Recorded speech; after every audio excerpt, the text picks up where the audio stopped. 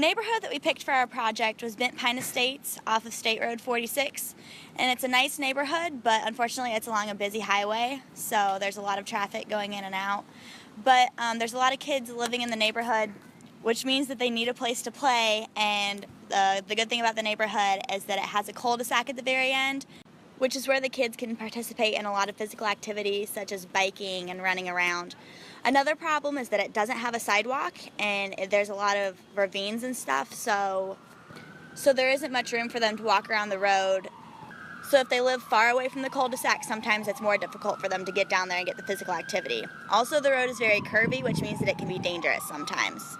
The end of our route was Danny Smith Park, which is within walking distance of Bent Pine Estates. It's also where most of the youth kids play basketball.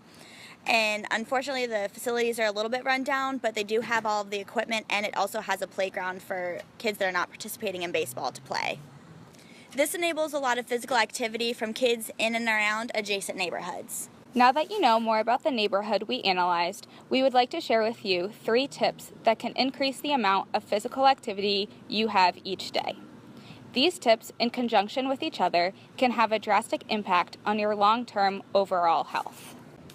These tips will help you achieve the recommendations set forth by the ACSM Physical Activity Guidelines. 1 physical activity tip is for students to walk to and from classes. This promotes extra physical activity because in class we're constantly sitting down, not moving.